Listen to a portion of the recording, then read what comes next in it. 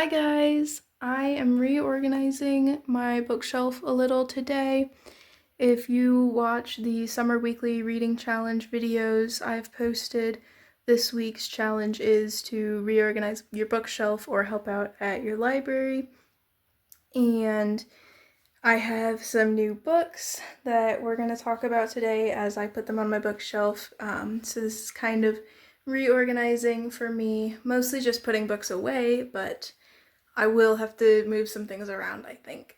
So let's get into it.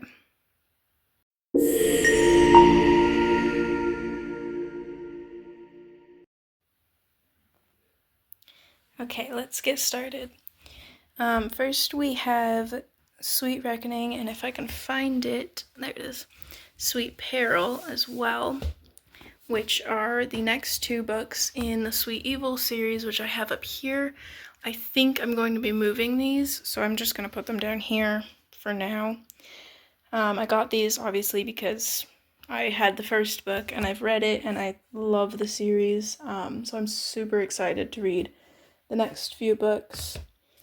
We have The Gentleman's Guide to Getting Lucky and The Lady's Guide to Petticoats and Piracy by Mackenzie Lee. These are also part of a series, which I have right over here. I have The Gentleman's Guide to Vice and Virtue, which is a really good book. It took me a while because it was really long at the time. Now I've been reading. I just finished a Kotar, so long books don't mean anything anymore to me. But at the time, I think it's like 495 pages or something, and that was crazy for me. So I'm going to put this up here. I love putting books in order of the series. Ooh, it's a little long. Might need to move it, but that's okay. We're gonna leave it for now and we'll see. And then this one is the novella that comes right after The Gentleman's Guide to Vice and Virtue. So there we go. And then I don't think the two books that I had there are gonna fit there anymore. Oh no. Well, we'll come back to that. I got 5 Feet Apart, which if you can see up here, this is kind of my contemporary romance, John Green, and anything that doesn't really fit the other sections I have, because I have my sections of my bookshelf pretty well like themed almost. And I actually have All This Time by Rachel Lippincott and Mika Daughtry up here, so I am going to take down these books, which are pretty much all John Green. I love John Green books. And then I'm going to take down All This Time and put 5 Feet Apart up here. I got this because I absolutely adore Rachel Lippincott. She's one of my favorite authors. I've read her book All This Time. I've read The Lucky List and She Gets the Girl. And I've never read 5 Feet Apart. I've never seen 5 Feet Apart, and it's one of her most famous. She co-authored it. She co-authors most of her books, but I still accredit it to her as well. And I've just heard really good things about it in the movie, so I'm really excited to read this book and then be able to watch the movie. Comment in the comments section, obviously, what your feelings are about movie adaptations of books. I have mixed feelings for sure. I think that sometimes it can help really bring it to life. Like the Hunger Games movies, I don't think they're nearly as good as the books, but I do think that it really brought it to life for me and helped me imagine the series more. And then like The Fault in Our Stars, I watched the movie first actually, and usually that ruins the book, right? But for me, I think that doing it in that order actually just kind of helped use the book as an expansion. So the movie was seeing the story, and then the book kind of showed me all of the details of the story, which was really cool. Next we have The Winner's Kiss, which is the last book in the Winner's trilogy by Marie Rutkowski. So I'm going to take these down, put this one up here, right on top of my Cruel Prince series. And then Winter's Crime is the second in the series, and Winter's Curse is the first. And I know I am so sorry for anyone watching this. I know that they are not the same edition and that they don't match. And yes, it pains me too. Even this, they are all the same, but these not being hardcover, it's rough. But you do what you gotta do when you're buying from thrift books. Next, we have the 99 Boyfriends of Mika Summers. I'm going to put this over here. I have my kind of like gay romances. So this is my sapphic stack. It's all of the sapphic romances I have. And then over here, Beating Heart Baby starts off my gay romances. So I'm going to put it right here. I think that these covers will complement each other quite well.